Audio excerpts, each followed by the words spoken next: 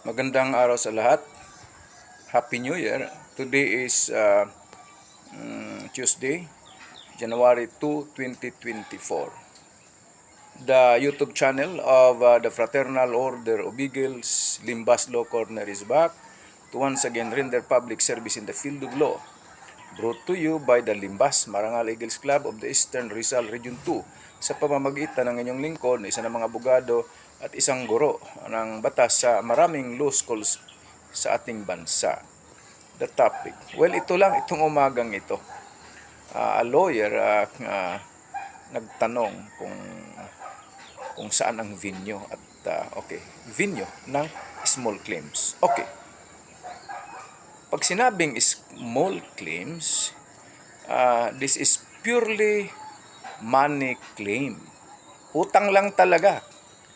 Where the amount unpaid or claimed is does not exceed 1 million pesos. Ito naman 200,000. Ang tinanong lang naman, where is the venue? Or where is the place where the case shall be filed?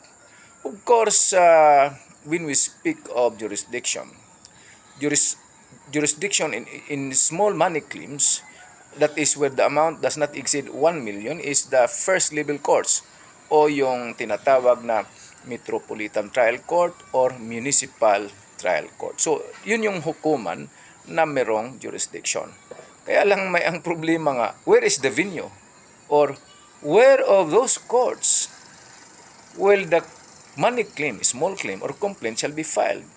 Well, according to the rule on small claims, ang rule kapareho lang sa rules of court insofar as venue is concerned. So where is the venue? The venue or the place of trial shall be in the first level court or in the Metropolitan Trial Court or in the Municipal Trial Court where the plaintiff or where the defendant resides. Of course, at the option of the plaintiff. So, kung alimbawa, yung plaintiff naninirahan sa Antipolo City at ang defendant ay naninirahan naman sa Pasig City, bahala na ka na plaintiff, saan ka mag-file? Pwede mong i-file ang small claim case mo sa Antipolo City where you reside or where the defendant resides, which is in Pasig City, Metro Manila. Another issue dito, kailangan pa ba ng barangay sa ganitong sitwasyon? Meaning barangay conciliation proceeding. The answer is no. Not required. Why not? Kasi they are residing in different cities or municipalities. So no need of prior barangay conciliation proceeding. Hindi na. Kaya lang may side issue dito. Sabi ko, sino yung nangutang? Bro, kabrad ko sa fraternity na abogado ang nagtanong. Nako, taga-gobyerno. Pinabalik-balik lang daw itong kamag-anak niya. Nako, delikado mga taga-gobyerno. Delikado yon. Hindi naman bawal mangutang ang taga-gobyerno. Pag kinapos, kailangan naman talaga. Okay lang yon. Pero huwag niyong pabalik-balikin. Umiiwas kang magbayad. Why?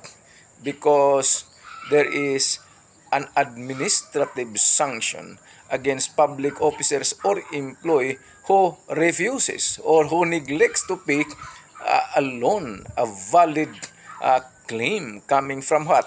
Usually, kaibigan. Right? Bayaran mo. Okay? Baka kung hindi mo ito bayaran, masampahan ka nito ng administrative case. So maraming salamat. Sana nakapaglingkod na naman itong Limbas Marangal Eagles Club of the Eastern Rizal Region 2. Ulitin ko, Happy New Year sa lahat. Maraming salamat.